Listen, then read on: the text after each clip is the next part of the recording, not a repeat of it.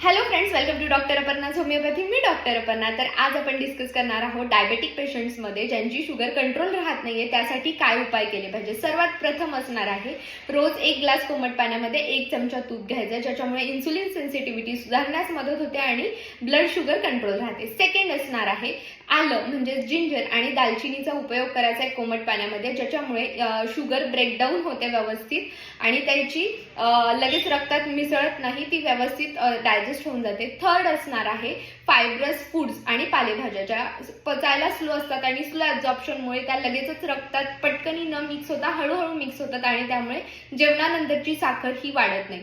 Fourth असणार आहे Apple सायडर vinegar. ज्या लोकांना जेवणानंतरची शुगर जास्त असते त्या लोकांनी रोज जेवणाआधी 15 मिनिट 2 ते 3 चमचे ॲपल सायडर व्हिनेगर घ्यायचं, ज्याच्यामुळे रक्तातली साखर जे आपण जेवतोय ती लगेचच रक्तात न मिसळता हळूहळू त्याचं ब्रेकडाऊन होऊन मिसळेल, त्यामुळे रक्तातली साखर लगेच वाढणार नाही.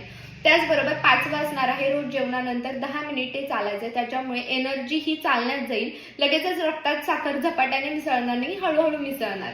त्याचबरोबर 5वं असणार आहे योगा आणि मेडिटेशन. ज्या लोकांना खूप स्ट्रेस आहे त्याच्यामुळे त्यांची जर शुगर वाढत असेल तर त्या लोकांना स्ट्रेस मॅनेजमेंट इम्पॉर्टंट आहे, त्यामुळे शुगर लगेच वाढणार नाही. अशा छोट्या छोट्या टिप्ससाठी लाईक करा, फॉलो करा आणि शेअर करा. थँक्यू.